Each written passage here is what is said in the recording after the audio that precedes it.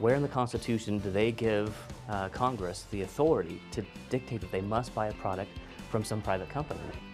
Right now, Obamacare on trial. The Supreme Court has completed its first of 3 days of arguments on health care reform law, and what their decision will mean both for the future of health care as well as the election will certainly play out over the next few months. We're going to all break it down for you. And next...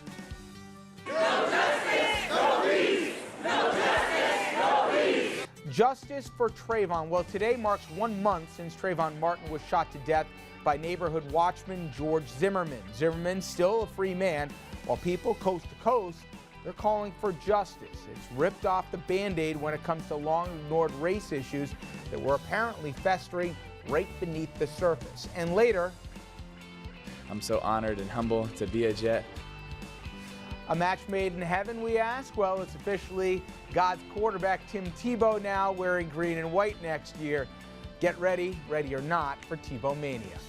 Good evening and welcome to RFL. I'm Richard French, and thanks a lot for joining us this Monday evening, March 26th here. As you can tell, kind of running the gamut on stuff this evening. Obamacare, though, that's where we're going to start off here, and it's officially on trial. Today, the first, as I said, of 3 days of arguments, all in front of the highest court of the land. The fate of the most hotly contested political issue, certainly you'd argue of his first term, will soon rest in the hands of the Supreme Court justices. And joining us tonight to sound off on Obamacare and so much more, Tom Doherty, of course, former advisor to Republican Governor George Pataki, and he likes to bust chops. Dominic Carter, veteran political journalist and author. He's the nice one at the table. Bennett Gershman, certainly the wise man here, professor at Pace University Law School, specialist in criminal defense litigation, as well as a former prosecutor with the Manhattan DA's office. He's got the longest intro. And our senior political correspondent with the shortest one, Andrew Whitman. Leave it right there. You still count, Andrew. All right. Now, start us off here.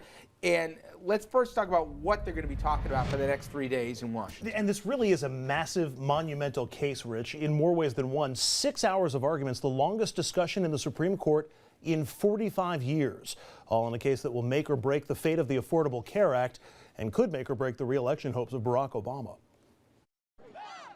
The 2-year battle over President Obama's health care law finally reached the Supreme Court. Today's 90-minute session, the first of 3, focused on a technical question, whether the nation's highest court was hearing the case too prematurely based on an obscure 19th century tax law. Lawyers on both sides argue that the case should go forward. Mr. Chief Justice, and may it please the Court, this case presents issues of great moment, and the Anti-Injunction Act does not bar the Court's consideration of those issues. Based on their questioning, the justices seem to agree. The Congress is not denominating it as a tax, it's denominating it as a penalty. I don't think that's restraining the collection of the tax. It's restraining the payment of the tax. Tomorrow's session gets to the heart of the challenge, the controversial insurance mandate.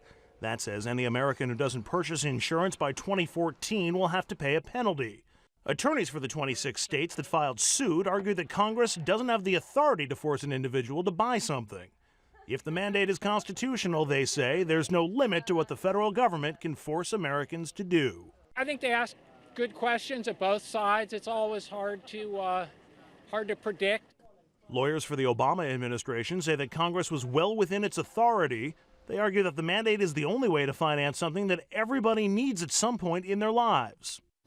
The real action inside the Supreme Court is expected tomorrow, arguments for and against the individual mandate. Then on Wednesday, the court will hear from both sides on what its options are should the court find that mandate unconstitutional. Rich? All right, and we're going to get into politics of this next segment. Let's start with the law. And Bennett, let's ask you to play the pro and con here. For those who want to see this law repealed, they're arguing that the government overstepped its bounds, that it's unconstitutional. What's their most compelling argument? The most compelling argument is that Congress doesn't have the power to force people to buy something that they don't want to buy.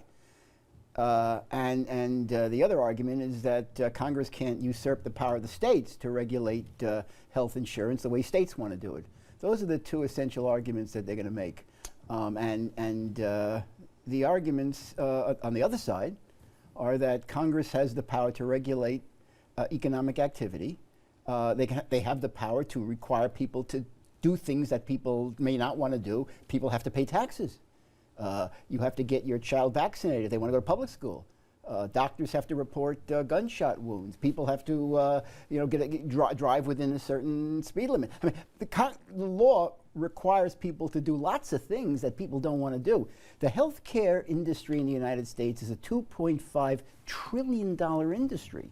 There are 50 million people that weren't insured prior to this law. It occupies 18% of our economy. So Congress has the exclusive authority to regulate commerce, to regulate economic activity among the states. This is the way they're doing it in order to make the healthcare system fairer, so that certain people don't bear the brunt of paying for health insurance. Right now, young people don't buy health insurance. Why? Because they don't think they're ever going to get sick. And so other people have to bear the insurance. Now what the Congress has done is they've equalized it. Everybody has to buy health insurance, because everybody's going to get sick at some time in their life. Everybody's going to need some health care sometime in their life. So Congress is saying everybody has to buy health insurance, and if you don't, you're going to pay a penalty. And Andrew, they're also trying to figure out here who's where. And it's not always the usual factors. We were talking before the show that Chief Justice Roberts, he may even be a swing vote here. And this may be a case where they might split the baby even on this. It might not just be an absolute decision. There's questions about the Medicaid coverage for people who earn more than the minimum right now. And if they remove the mandate, can the healthcare legislation still stand? There's a lot of moving parts. Well, and that's where the Wednesday portion of the arguments come into play, because they're really trying to look at what relief or what options they have if they find the individual mandate unconstitutional. And there are some people who say that invalidates the entire law. So they're going to hear arguments on that point as well. But yeah, the normal dynamic that we're used to, the 4-4, and it's usually Justice Kennedy in the middle with the usual suspects on either side. Although Chief Justice John Roberts, there's been a lot of talk about him trying to organize big majorities on the courts, maybe looking to protect the image of the court, which has taken a hit from Citizens United and going all the way back to Bush v. Gore. And so he may be pushing for greater unanimity. If that's the case, it may be an indication that he'd be leaning in favor of not overturning the law. We'll see. And there's consequences, guys, beyond just health care, because how they rule here will in many ways say what the role of Congress is, where Congress can and can't go, and where the federal and the state lines begin and end. I mean, this isn't just about, is Obamacare going to hold up or not? Well, I mean, I think that obviously there are two very valid points of discussion on this, and the pros and cons that the professor just laid out. And what I've always hoped for is that, we talked about before we went on the air that, this could possibly be an 8-1 to uphold. And as much as I'm not in favor of Obamacare, really leading because of the way that it was enacted. I just thought that, the hearings we were supposed to have, the transparency that was supposed to be along with it, we had none of that. And I think that riled a lot of us up, is that I believe in my Supreme Court. And I would like to believe that we're not with 8 political people and a 9th swing vote one way or the other. That on cases of this importance, that you put politics aside and that they make a determination based on what the law says.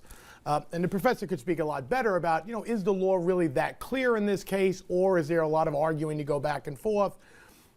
I just hope that the decision is made, because I don't think that politically I can make an argument both ways. If this were to be upheld, I still think it poses real potential problems for the president, because half of Americans don't want it. Well, we're going to get into the politics of this. It did strike me, though, when President first put this basically to a vote in the House, people weren't talking about the constitutionality at the time of this. Most people thought that, there was enough precedent for this, and this is certainly within the purview of Congress. There is some long-range implications beyond health care. Wouldn't you agree, though, if all of a sudden the High Court says, no, the federal government can't do this, even if they think this is in the national good of America? Well, the implications are that it does cut the feet out from Congress in terms of lots of other kinds of legislation that Congress might feel is beneficial. And Congress feels there is a rational basis for passing it. And this would really undercut lots and lots of potential legislation that might be in the national interest that Congress will feel gun-shy to enact.